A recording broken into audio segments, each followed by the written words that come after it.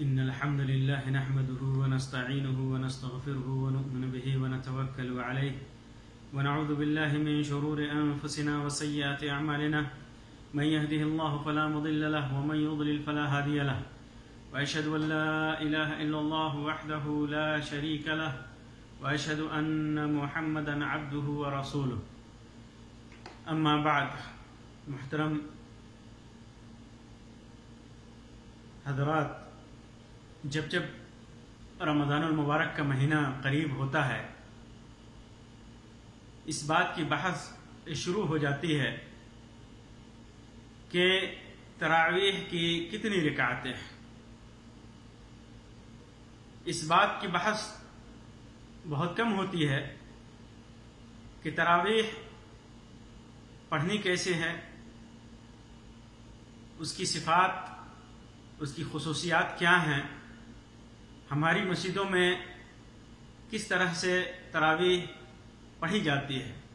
اس کے مقابلے میں زیادہ بحث اس بات کو لے کر کے ہوتی ہے کہ تراویح کی رکعتیں کتنی ہیں، اور اس ضمن میں بعض حضرات یہ دلیل دیتے ہیں، بلکہ ان کا مقصد شاید دلیل دینا نہیں ہوتا بلکہ ایک گروہ پہ تان کسنا ہوتا ہے، وہ یہ کہ حرمین شریفین یعنی مکہ اور مدینہ کے حرم میں 20 رکعتیں تراویح ہوتی ہیں، اور اس بات کو لے کر کے ایک جماعت پر انگلیاں اٹھائی جاتی ہیں کہ یہ لوگ حرمین شریفین یعنی خانہ کعبہ اور مسجد نبوی کے عمل کو بھی نہیں مانتے۔ آج کے اس مجلس میں میں اسی سے متعلق چند باتیں رکھنا چاہتا ہوں۔ حرمین شریفین میں 20 رکعت تراویح، چند حقائق اور وجوہات کے نام سے۔ سب سے پہلے یہ جان لیں کہ اللہ کے رسول صلی اللہ علیہ وسلم کی جو سنت تراویح کے سلسلے میں وہ معروف ہے۔ آپ صلی اللہ علیہ وسلم اکثر گھر ہی میں پڑھ لیا کرتے تھے۔ قیام اللیل یا تہجد کے نام سے جو نماز جانی اور پہچانی جاتی ہے وہی تراویح ہے۔ صرف 3 راتیں آپ صلی اللہ علیہ وسلم نے مسجد نبوی میں جماعت سے پڑھائی، اور آپ صلی اللہ علیہ وسلم کا عمومی عمل رکعتوں کے سلسلے میں کہ کتنی رکعتیں آپ پڑھتے تھے، واضح طور پر عائشہ رضی اللہ تعالیٰ عنہ کی روایت میں ہے۔ فرماتی ہے جب ان سے پوچھا گیا کہ اللہ کے رسول صلی اللہ علیہ وسلم کی رمضان میں کتنی رکعتیں ہوتی تھی نماز، تو انہوں نے بتلایا کہ رمضان ہو یا کوئی اور مہینہ، آپ صلی اللہ علیہ وسلم 11 رکعتوں سے زیادہ نہیں پڑھتے تھے۔ 8 رکعتیں تہجد یا تراویح یا قیام اللیل کی، اور 3 وطر کی، اور کبھی کبھی آپ صلی اللہ علیہ وسلم سے 2 رکعتیں اور بھی ثابت ہیں۔ یہ 4 رکعتیں، پہلی 4 رکعتیں جو ہیں 2 رکعت کر کے آپ صلی اللہ علیہ وسلم ایسے پڑھتے کہ عائشہ رضی اللہ تعالی عنہ فرماتی ہیں کہ تم ان کی حسن و خوبی اور طول کا حال نہ پوچھو، نہایت ہی خشوع اور خضوع کے ساتھ اور اس کو مزین کر کے پڑھتے۔ پھر اس کے بعد 4 رکعتیں ویسے ہی پڑھتے، پھر 3 رکعتیں وطر پڑھتے۔ عائشہ رضی اللہ تعالیٰ عنہ فرماتی ہیں کہ ایک بار میں نے پوچھا یا رسول اللہ کیا آپ وطر پڑھنے سے پہلے سو جاتے ہیں؟ تو آپ صلی اللہ علیہ وسلم نے فرمایا عائشہ میری آنکھیں سوتی ہیں لیکن میرا دل نہیں سوتا ہے۔ امام بخاری نے اس کو روایت کیا ہے۔ اسی طرح موطا امام مالک کی روایت ہے جسے علامہ عبد الرحمن مبارک پوری اور امام البانی نے صحیح قرار دیا ہے، کہ اس کے اندر ہے سائب ابن یزید رضی اللہ تعالیٰ عنہ سے کہ انہوں نے کہا کہ عمر ابن خطاب رضی اللہ تعالیٰ عنہ نے ابی ابن کعب اور تمیم داری کو رضی اللہ عنہما یہ حکم دیا کہ ان یقوم للناس ب11 رکعۃ، کہ لوگوں کو 11 رکعتیں پڑھائیں۔ یعنی صحابہ کرام میں بھی یہ چیز معروف تھی کہ اللہ کے رسول صلی اللہ علیہ وسلم 11 رکعت ہی پڑھا کرتے تھے. اور ظاہر سی بات ہے کہ جب تمیم داری اور ابی بن کعب کو لوگوں کی جماعت کرنے کے لیے مکلف کیا تراویح کے لیے مسجد نبوی میں، تو عمر ابن خطاب رضی اللہ تعالیٰ عنہ نے ان کو کہا کہ انہیں لوگوں کو 11 رکعتیں پڑھایا کرو. روایت میں آتا ہے کہ قاری یقرأ بالمعین، قاری جو ہے نا لمبی لمبی صورتیں پڑھتا، یعنی ایسی صورتیں جن کی آیتیں 100 سے قریب یا 100 سے کچھ زیادہ ہوں، وہ صورتیں پڑھا کرتا. حتی کننا نعتمد علی العشی، اتنی لمبی نماز قرات ہوتی کہ ہم چھڑیوں پہ ٹیک لگاتے. من طول القیام، اتنا زیادہ قیام ہوتا. وما کننا ننصرف الا فی فروع الفجر، اور ہم فجر کے ابتدائی حصے میں ہی نماز سے فارغ ہوتے اور واپس ہوتے سحری کے لیے. اور ایک روایت میں صاحب ابن یزید کی روایت میں ہے کہ 13 رکعت عمر رضی اللہ تعالیٰ عنہ کے زمانے میں پڑھا کرتے تھے. یہ 11 رکعت والی روایت کے مخالف نہیں، کیونکہ بعض لوگ تنہا 2 رکعت بھی پڑھ لیا کرتے تھے، جیسا کہ معرفت آثار سنن کے اندر موجود ہے یہ روایت. صحابہ کرام کا ذوق و جذبہ اس سلسلے میں یہی تھا تراویح کے سلسلے میں کہ آپ اسی سے اندازہ لگا لیجئے کہ جب ان کو خبر لگی، اللہ کے رسول صلی اللہ علیہ وسلم نے 3 دنوں تک مسجد نبوی میں تراویح پڑھائی تھی، پھر چوتھے دن آپ اس لیے نہیں نکلے کہ مبادا صحابہ کرام کے ذوق و شوق کو دیکھتے ہوئے اللہ تبارک و تعالیٰ اسے فرض نہ قرار دے. تو ایسے پہلے دن، دوسرے دن اور تیسرے دن جب لوگوں کو خبر لگی تو لوگ اتنے زیادہ اکٹھے ہوئے، اتنی تعداد بڑھ گئی کہ آپ صلی اللہ علیہ وسلم نے آنا ہی چھوڑ دیا کہ فرض نہ ہو جائے، اور مسجد تنگ پڑ گئی، مسجد بھر گئی لوگوں سے. چنانچہ اللہ کے رسول صلی اللہ علیہ وسلم جب آنا بند کر دیا آپ نے، تو صحابہ کرام اسی طرح تنہا پڑھتے رہے، یہاں تک کہ عمر ابن خطاب رضی اللہ تعالیٰ عنہ نے ان کو ایک امام کے پیچھے جمع کر دیا. یہ عمر ابن خطاب رضی اللہ تعالیٰ عنہ کا ایک دانشمندانہ اقدام تھا، جس کی مثال اللہ کے رسول صلی اللہ علیہ وسلم کے عمل میں موجود تھا. یعنی جماعت سے ایک امام کے پیچھے پڑھنا، یہ دلیل موجود تھی، اور اسی دلیل کے بنیاد پر منتشر لوگوں کو عمر ابن خطاب رضی اللہ تعالیٰ عنہ نے اپنے دانشمندانہ فیصلے سے ایک امام پہ جمع کر دیا تاکہ لوگ منتشر نہ رہیں. اس وجہ سے بعض سارے لوگ جن کو دین کے فہم کے اندر زیادہ دسترس نہیں، وہ کہتے ہیں کہ عمر رضی اللہ تعالیٰ عنہ نے بدعت ایجاد کر دی، اور دلیل پکڑتے ہیں عمر رضی اللہ تعالیٰ عنہ کو اس قول نعم البدعۃ ھذہ، کیا ہی اچھی چیز ہے. آپ نے کہا تھا جہاں بدعت سے مراد بدعت اصطلاحی یا بدعت شرعی نہیں تھا مقصد آپ کا، بلکہ یہ لوگوں تھا کہ نئی چیز ہے جو دیکھنے میں بڑا اچھا لگ رہا تھا، تو اس کی وجہ سے کہتے ہیں کہ یہ بدعت انہوں نے ایجاد کیا، بدعت عمری کے نام سے اس کو جانا جاتا ہے. لیکن یہ کہنا صحیح نہیں ہے، کیونکہ پہلی وجہ تو اس کا ثبوت اللہ کے رسول صلی اللہ علیہ وسلم کی سنت کے اندر موجود ہے، اور دوسری وجہ اللہ کے رسول صلی اللہ علیہ وسلم نے فرمایا، جیسا کہ عرباد بن ساریہ رضی اللہ تعالیٰ عنہ کی روایت ہے، امام ابو داؤد، امام ترمذی، امام ابن ماجہ اور امام احمد وغیرہ نے اس کو روایت کیا ہے. امام البانی نے صحیح سنن ابی داؤد کے اندر اسے صحیح قرار دیا ہے. اللہ کے رسول صلی اللہ علیہ وسلم نے فرمایا فعلیکم بسنتی وسنت الخلفاء الراشدین المہدیین، کہ میری سنت کو لازم پکڑنا اور خلفائے راشدین جو ہدایت یاب ہیں ان کی سنت کو لازم پکڑنا. عضوا علیہا بالنواجذ، دانتوں سے مضبوطی کے ساتھ انہیں پکڑے رہنا. تو عمر ابن خطاب رضی اللہ تعالیٰ عنہ ایک خلیفہ راشد ہیں، اور آپ رضی اللہ تعالیٰ عنہ نے جو چیز سنت کے مطابق سمجھا اور اس کو نئے سرے سے مزین کر کے لاگو کیا، تو بدعت کا الزام نہیں لگایا جا سکتا.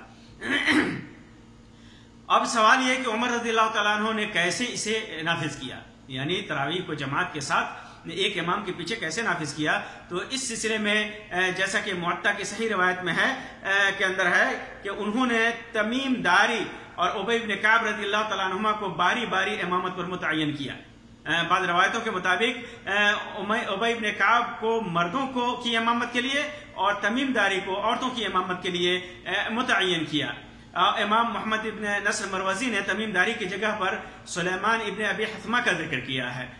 بعض روایتوں میں ہے عثمان ابن سلیمان سے مروی ہے کہ عثمان ابن کے وہ کہتے ہیں کہ میرے باپ ابو حسمہ وہ کہتے ہیں سلیمان ابن سلیمان کہ ابو حسمہ جو ان کے باپ تھے سلیمان، وہ فرماتے ہیں کہ عمر ابن خطاب رضی اللہ تعالی عنہ نے جمع عمر الناس علی 12 رکعۃ، 12 رکعتیں پڑھانے پہ عمر رضی اللہ تعالی عنہ نے لوگوں کو جمع کیا.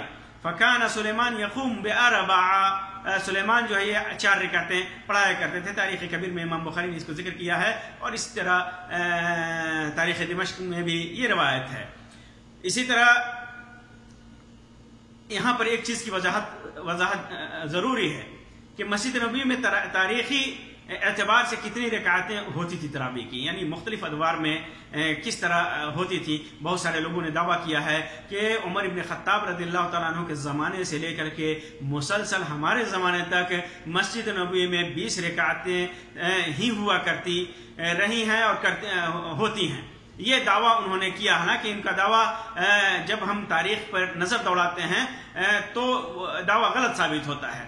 مسجد نبوی میں اللہ کے رسول صلی اللہ علیہ وسلم کے زمانے میں، ابو بکر صدیق رضی اللہ تعالیٰ عنہ کے زمانے میں باضابطہ کسی رکعت کی تعداد کا ذکر تو نہیں ہے، لیکن چونکہ عائشہ رضی اللہ تعالیٰ عنہ کی روایت صحیح روایت موجود ہے کہ آپ صلی اللہ علیہ وسلم رمضان یا غیر رمضان میں 11 رکعتوں سے زیادہ نہیں پڑھا کرتے تھے.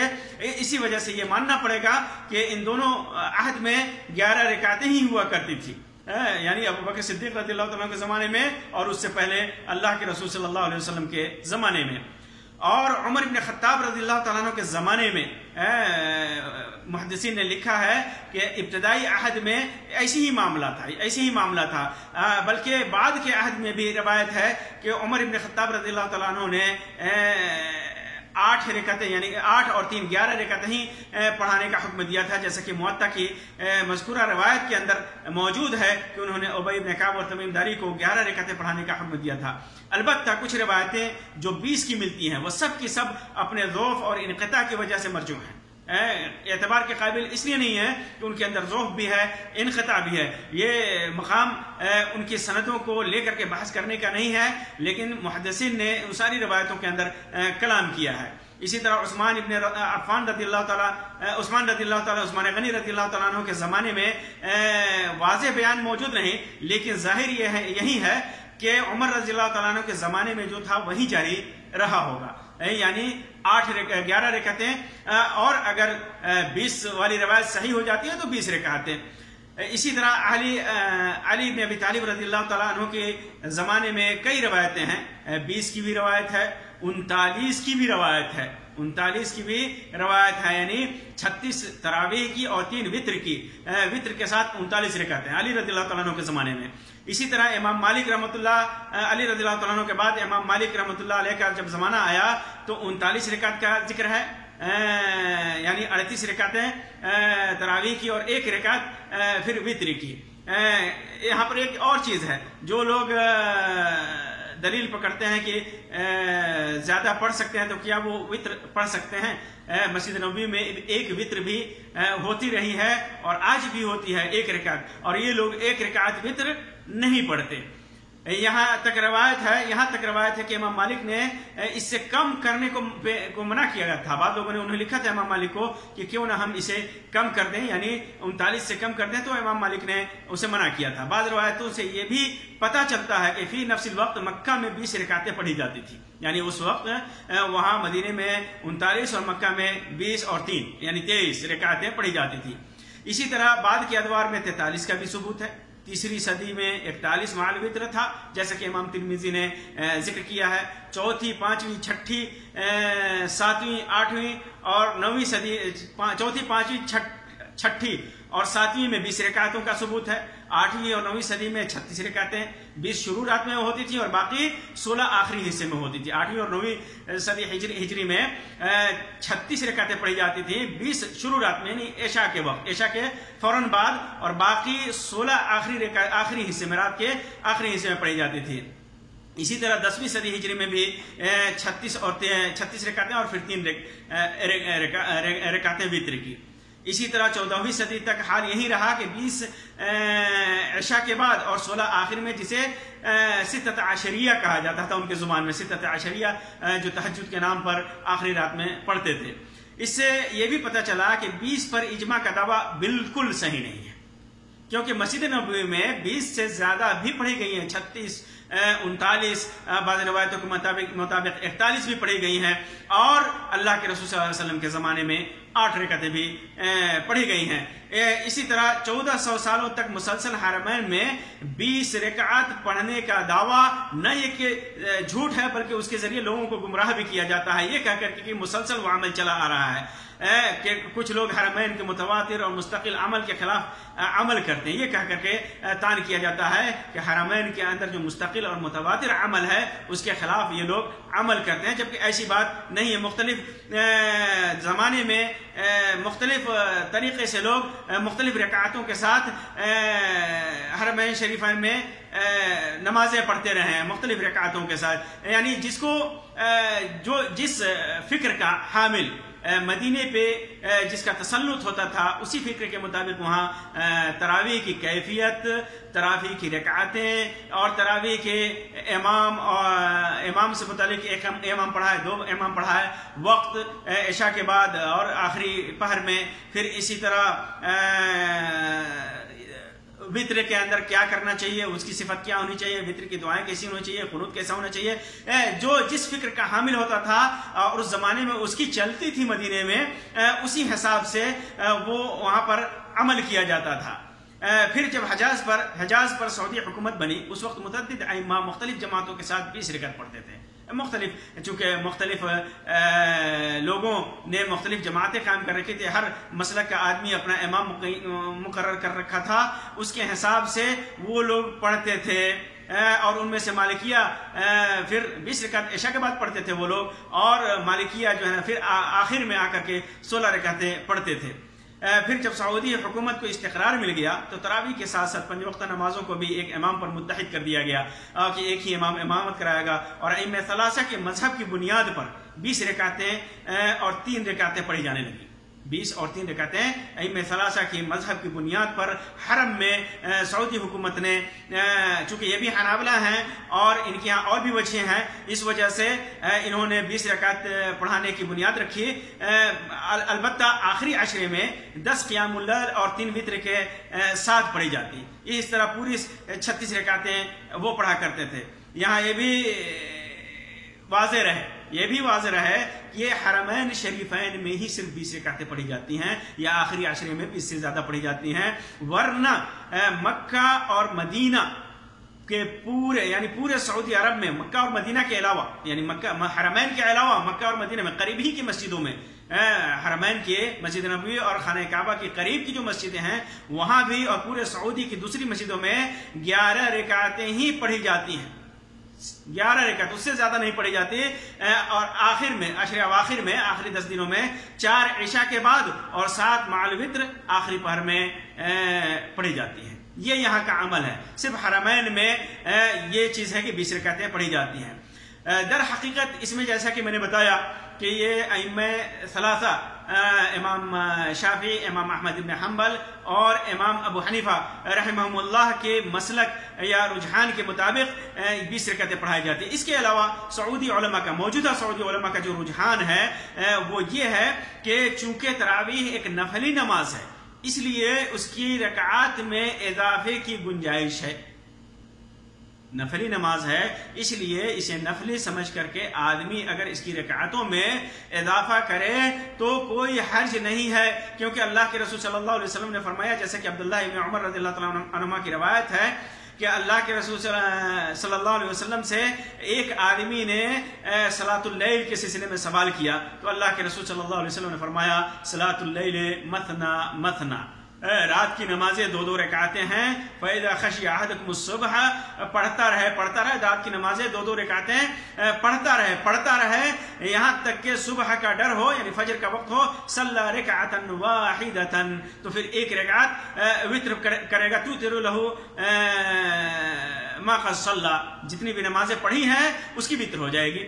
اس کی وطر ہو جائے گی. امام بخاری اور امام مسلم نے اس کو روایت کیا ہے. اس میں واضح طور پہ ہے کہ اللہ کے رسول صلی اللہ علیہ وسلم نے کوئی تعداد متعین نہیں کی، بلکہ واضح کر اس کے اندر اس بات کا بیان ہے کہ آدمی جتنی چاہے رات کی نماز پڑھتا رہے. اسی وجہ سے شیخ ابن باز وغیرہ سے پوچھا گیا کہ، اور شیخ ابن باز سے، امام ابن العثیمین سے جو سعودی عرب کے بڑے علماء میں سے ہیں، اللہ ان دونوں پر رحم فرمائے، اور دیگر علماء بھی اس بات کے قائل ہیں کہ رکعات کی اس سلسلے میں اللہ کے رسول صلی اللہ علیہ وسلم سے اس سلسلے میں رکعات کی عدم تحدید اور توسیع ثابت ہے.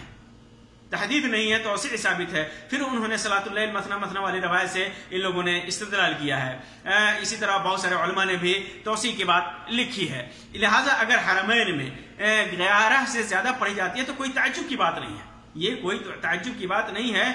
اور نہ 20 پڑھنے کو متعین اور محدود مانا جا سکتا ہے. 20 بھی متعین نہیں ہے، محدود نہیں ہے، اس سے زیادہ بھی ہے، کیونکہ حرمین میں اس سے زیادہ بھی لوگوں نے پڑھا ہے. البتہ یہاں خیال رہے کہ سنت تو 8 ہی رکعت ہے. سنت جو اللہ کے رسول صلی اللہ علیہ وسلم پڑھا کرتے تھے 8 اور 3 11. ابو بکر صدیق رضی اللہ تعالیٰ عنہ کے زمانے میں 8 اور 3 11. عمر ابن خطاب رضی اللہ تعالیٰ عنہ کے زمانے میں 8 اور 3 11. یہ سنت ہے، 8 سنت ہے. اب آدمی اگر رمضان کے مہینے میں خاص طور سے اپنے نوافل میں اضافہ کرنا چاہتا ہو تو کوئی حرج نہیں ہے. وہ نوافل سمجھ کر کے جتنی زیادہ وقت کا استغلال کرنا چاہے، وقت کا استعمال کرنا چاہیے چاہے خیر کے لیے، برکت کے لیے، اور نماز کے ذریعے زیادہ سے زیادہ تلاوت اور قرآن کا سماع کرنا چاہتا ہو تو اس کے لیے اس مذکورہ روایت صلاۃ اللیل مثنی مثنی کی بنیاد پر اور علماء کی توضیح اور تشریح کی بنیاد پر جائز ہے، وہ پڑھ سکتا ہے. لیکن سنت صرف اور صرف 11 رکعت ہے، جیسا کہ حدیث میں ثابت ہے. اب یہاں پر ایک اور چیز ہے. بہت سارے لوگ جو کہتے ہیں کہ حرمین میں 20 رکعتیں پڑھی جاتی ہیں اور یہ لوگ 20 رکعت نہیں پڑھتے، انکار کرتے ہیں، تعنت کرتے ہیں، دشمنی کرتے ہیں. تو ایک چیز یہاں ضروری ہے بتا دینا کہ ہمارے لیے دلیل کتاب و سنت ہے. سنت ہے. کیا حرمین کے اعمال دلیل شرعی ہیں؟ سارے اعمال کوئی کہہ سکتا ہے کہ دلیل شرعی ہے؟ خود حنفیہ کے ہاں صرف 4 قسمیں ہیں دلائل شرعیہ کی، صرف 4 قسمیں ہیں: قرآن، سنت، اجماع اور قیاس. تو یہ کیا یہ 5ویں قسم وہ مان سکتے ہیں؟ مانیں گے؟ ہرگز نہیں مانتے، وہ خود نہیں مانیں گے. ہمارے لیے دلیل قرآن و سنت ہے. تو اس وجہ سے حرمین کے کسی عمل کو دلیل شرعی ماننا دلائل شرعیہ میں مزید ایک دلیل کا اضافہ ہے. کتاب و سنت میں کہیں بھی اس بات کی ضمانت نہیں دی گئی ہے کہ حرمین میں جو بھی عمل ہوگا وہ حجت و دلیل قرار پائے گا، بلکہ اس ایک وقت تھا کہ خود خانہ کعبہ کے اندر بتوں کی پوجا ہوتی تھی. لیکن یہ قطعی بات کی دلیل نہیں بن سکتی بتوں کی پوجا جائز ہے. نیز بعد میں ایک دور بھی گزرا، جیسا کہ سعودی حکومت آنے سے پہلے حرم میں 4 مصلی لگتے تھے، 4 امام الگ الگ اپنے وقتوں سے پڑھایا کرتے تھے. اسے بھی حرم کی وجہ سے سند نہ مل سکی. جب حکومت آئی، سعودی حکومت اور علماء مل بیٹھ کر کے انہوں نے ایک امام کو پر سب کو جمع کیا، تو اس وقت یہ نہیں کہا کہ حرم کہ یہ عمل حرم کا یہ دلیل شرعی ہے اس لیے اس کو رہنے دیا جائے، بلکہ لوگوں نے اس کو ایک بدعت مانا اور بدعت کو جڑ سے اکھاڑ پھینکا. اور الحمدللہ آج تک اسی پر عمل ہے. تعجب کی بات ہے کہ حرمین میں تراویح کی دلیل ماننے والے غیر رمضان میں حرم کے ائمہ کے عمل کو دلیل جاننا تو دور کی بات ہے. یہ انہیں مسلمان بھی نہیں گردانتے. گروہ ایسا بھی ہے جو ان کے پیچھے نماز پڑھنا جائز ہی نہیں سمجھتے، ان کو مسلمان ہی نہیں سمجھتے. یہاں تک کہ حج وغیرہ میں، عمرے وغیرہ کے موقع سے جب وہ عمرہ کرتے ہیں اور حج میں آتے ہیں، یہ مشاہدے میں باتیں آئی ہیں، بلکہ وہ اپنے ملکوں میں اس بات سے منع کرتے ہیں کہ جب تم حرمین میں جاؤ تو وہاں کے امام کے پیچھے نماز مت پڑھنا، کیونکہ نعوذ باللہ وہ کافر ہیں، وہ بھٹکے ہوئے ہیں دین سے. اور کمال تو یہ ہے کہ انہی اس کی 20 رکعت کے عمل کو دلیل مانتے ہیں. یہ عجیب معاملہ ہے. اور دوسری بات یہ کہ صرف حرم میں 20 رکعتیں ہی نہیں پڑھی جاتی، جیسا کہ پہلے بتایا، آخری عشرے میں مزید رکعات کا اضافہ بھی ہوتا ہے. جبکہ یہ لوگ اسے بھی دلیل نہیں مانتے. اور اسی طرح حرمین میں بہت سارے اعمال ہوتے ہیں، بہت سارے اعمال آپ دیکھیں گے. آمین بالجہر ہے، رکوع کے بعد، رکوع سے پہلے رفع الیدین ہے. اس کے علاوہ اور بھی بہت سارے اعمال ہیں، عقیدہ اور اعمال سے متعلق بہت سارے مسائل ہیں جس میں ان ائمہ سے بے درجہ اختلاف ہے، بہت زیادہ اختلاف ہے. ان ساری چیزوں کو یہ لوگ دلیل نہیں بنائیں گے اور اپنے فائدے کے لیے 20 رکعت والی نماز کو، تراویح کو دلیل بنائیں گے اور اس کی بنیاد پر ایک ایسی جماعت کو گمراہ اور گردانیں گے جو جماعت یہ کہتی ہے کہ ہمیں سنت سے دلیل لا دو، ہم اس پر عمل کرنے کے لیے تیار ہیں. اسی طرح موجودہ رمضان میں تراویح، ابھی جب کورونا کی وبا آئی تو یہاں کی حکومت نے اور امام رئیس مسجد شؤون المسجد حرمین نے یہ اعلان کیا کہ مسجدوں میں 20 رکعتیں تراویح نہ پڑھ کے صرف 10 رکعتیں پڑھی جائیں گی. 10 رکعتیں پڑھی جائیں گی، یعنی تخفیف کر کے ان لوگوں نے 20 کو 10 پر کر دیا. پھر اس کے بعد 3 رکعت وتر ادا کیے جائیں گے. پہلے امام تراویح کی 6 رکعت اور دوسرے امام پر امام 4 رکعت اور 3 وتر ادا کریں گے. وتر کی تیسری رکعت میں قنوت یعنی دعا مختصر ہوگی. رمضان کے آخری عشرے میں کسی شب سے آدھی رات کے بعد تہجد کی نماز جماعت کے ساتھ ادا کی جائے گی اور ختم قرآن تراویح اور تہجد میں ملا کر کے 29ویں شب کی نماز تہجد میں ہوگی. یہ فیصلہ یہاں ہوا اور ایسے موقع سے ان کے پیٹ میں درد ہونا لازم ہے. جو 20 رکعات کے دہائی دیتے ہیں حرم میں، جب یہ فیصلہ آیا تو ان کے پیٹ میں درد ہونا لازمی ہو گیا اور مختلف طریقے سے انہوں نے اخبارات میں، مجلات میں اور اپنے ویڈیو کے ذریعے مختلف سوشل میڈیا پر انہوں نے بیانات جاری کیے کہ ایک 1400 صدی سے چلا آ رہا عمل سعودی حکومت نے اس کو بدل دیا جبکہ کم اور زیادہ کا ثبوت ہے. ان کی ایک ٹوٹی پھوٹی دلیل جو حرمین کے 20 رکعت والی تراویح کی جو دلیل تھی، ایک ٹوٹی پھوٹی دلیل ان کے ہاتھ سے جاتی رہی، اسی وجہ سے ان کے پیٹ میں درد ہوا ہے. آخری بات میں کہنا چاہتا ہوں کہ تراویح 8 مع وتر 11 ہی سنت ہے. البتہ اگر کوئی نفل سمجھ کر کے، جیسا کہ میں نے پہلے بھی بتایا، 20 36 39 41 پڑھتا ہے تو ائمہ کرام کے رجحان کے مطابق ہوا جو نوافل میں عدد کا اعتبار نہیں کرتے تھے. لیکن یہ خیال رہے کہ عدد کی زیادتی کے ساتھ سب سے بنیادی بات جو آخر میں کہنا چاہتا ہوں وہ یہ ہے کہ عدد کی زیادتی کریں آپ تو نماز کی روح کو اپنے پاؤں تلے نہ رو دیں. نماز کا جو مقصد ہے اسے آپ نہ بھولیں. اسلاف سے جو 20 رکعتیں یا 36 رکعتیں 41 رکعتیں 8 اور 11 سے زیادہ جو ثابت ہیں وہ کیوں ثابت ہے؟ بعض روایتوں میں آتا ہے، ذکر ہے مورخین نے اور بعض ائمہ نے اس کو ذکر کیا ہے کہ جب امام تخفیف کرتا تھا رکعتوں میں بعض وجوہات کی بنیاد پر تو ان لوگوں نے رکعات میں زیادہ کر دیا. نماز میں جب امام تخفیف کرتا قرات میں تو ان لوگوں نے رکعات میں زیادہ کر دیا تاکہ اس فضیلت والی رات کا فائدہ اٹھایا جائے. اس فضیلت والی رات کا فائدہ اٹھایا جائے اور زیادہ سے زیادہ نوافل ادا کریں. اسی وجہ سے رکعات میں زیادتی کا سبب بنا. لیکن ہمارے یہاں کیا ہے کہ زیادہ تو کر دیا لیکن نماز کی روح کو یہ پاؤں تلے رو دیتے ہیں. آپ بر صغیر کی مسجدوں میں چلے جائیں، اللہ المستعان کس طرح کتنی سرعت کے ساتھ قرآن کی تلاوت ہوتی ہے اور اتنی سرعت کے ساتھ رکوع اور سجود ہوتا ہے. آپ چلے جائیں، لگتا ہے کہ جیسے یہ سال بھر کے بھوکے ہوں اور تراویح کے پیچھے کھانا رکھا ہوا ہے جس کے لیے یہ دوڑ پڑیں گے. اس طرح تیزی کے ساتھ یہ عدد میں آپ زیادتی کر لیں. ہو سکتا ہے نفلی نمازوں پر قیاس کرتے ہوئے، استدلال کرتے ہوئے جائز مانا جائے اور جائز ہو بھی سکتا ہے آپ نفل پڑھیں، لیکن اس کی روح کو تو نہ رو دیں. آپ دیکھیں گے ساری مسجدوں میں آپ صرف ایک ساتھ. اس سلسلے میں ایک اور بنیادی بات ہے، یہاں ہم یہ سمجھ لیں کہ جو لوگ اپنا پورا زور جو لوگ اپنا پورا زور 20 رکعت کے اس بات پر لگاتے ہیں اس کا 10واں حصہ بھی لوگوں کو کتاب و سنت کے مطابق اس عظیم عبادت کی ادائیگی کی تعلیم پر لگائیں تو شاید 8 اور 20 کا جھگڑا ہوگا ہی نہیں، صرف اہل علم کے درمیان رہ جائے گا۔